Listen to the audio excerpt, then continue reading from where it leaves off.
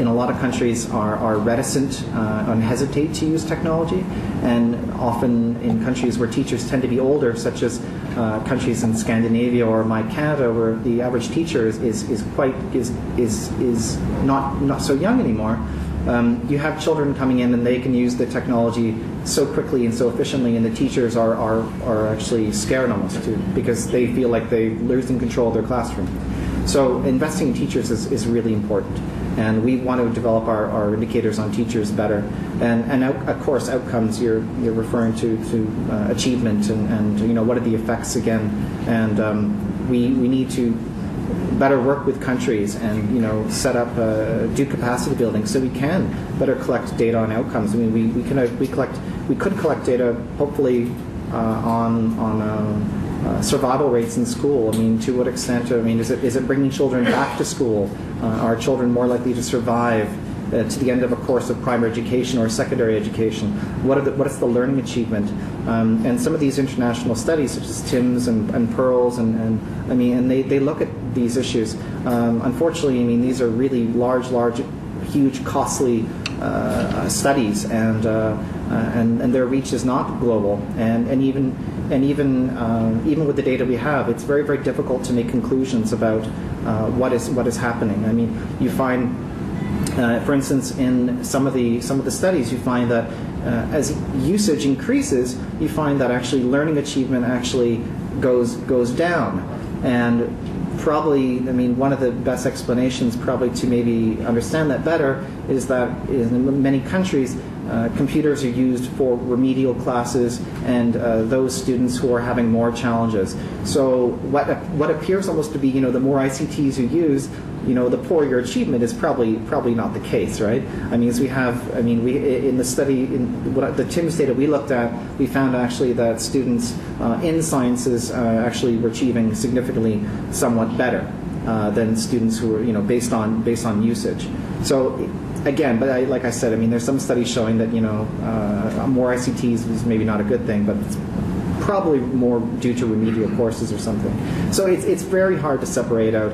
And I mean, thank God for academics who do these small studies and really try to pull out the details and help us better understand this. And then if we can bring that to our work and to our data collections, that would be a positive thing.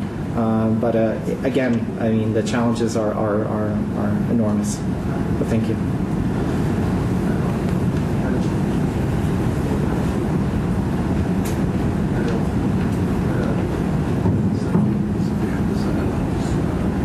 Let me just go ahead. لو سمحتوا إذا في حد مصحف حاب يسأل بالعربي إحنا جاهزين نترجم.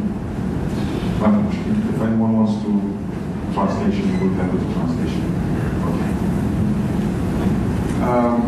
First of all, thank you for this research.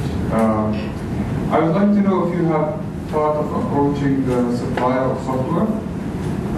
They might have some data, because they are the tools that are used for making the content, the curriculum, or anything like that. So maybe because you have a big brand, UNESCO, so they might be interested in having the logo on your website or something. So they might provide you with the data. It's maybe more cost effective. And another comment on the results of using ICT and how sometimes if it's overused, we're getting lower results in the academic level. Maybe the measurement tool that we're still using now is not appropriate for the way that we're educating people.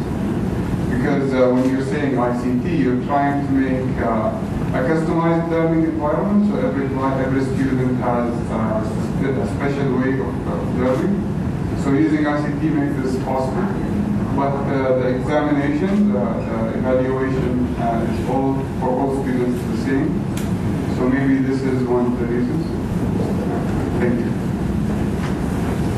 No, that's a good point. I mean, educational theory, shows that assessment instruments should clearly always match the instructional style. So perhaps that's something that's not being taken into consideration in the study and in the education systems. So that's a really, really good point. The question about software, I'm not really sure what you mean by collecting data on software itself. I mean, because we do sort of internationally comparable data, right? So we collect national data, we need to make it internationally comparable. So I'm not sure exactly what you mean, but sure, go ahead. Yeah, most of the manufacturers of software, they have a meme, a social media, something like that, to connect the content with everyone. It's exactly like Facebook is used for education. And mostly they have classes made out there, so you really know if the school is using it, if the teacher is really making content, which is the most important. It's not like buying a computer and putting it on the side. You're using the software, you're using the machine, you're using the infrastructure. So by just having the teacher uploading the class, this means the wireless infrastructure was used, the internet was used, the PC was used, and teacher did use the technology. It's more proof of using the technology. So maybe Promethean World, maybe Edmondo, maybe Smart, maybe so many brands that are currently used by the educational sector can be part of the research. Well, like I mentioned before, we are going to be having sort of an experts meeting in 2014, and we want to look at issues of usage. So that's something that we can try to explore more. Thank you.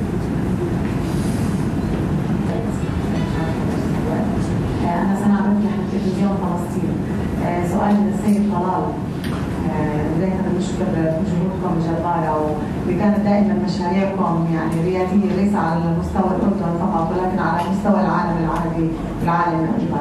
سؤالي لأستاذ طلال، يعني أنت تعرف وأنت الأدرى بموضوع فلسطين تحديدا والواقع الاحتلال الموجود فيها، كيف يمكن أن يتم أو يصير نوع من الموازنة ما بين دول عربية يعني مستقلة وتعيش بأمن وأمان، وفلسطين كلنا يعلم قبل الاحتلال وما يعانيه الشعب الفلسطيني وخصوصا أطفالنا وطلابنا في المدارس، يعني كيف يمكن أن يتم التعامل مع هذه الشريحة ومع هذه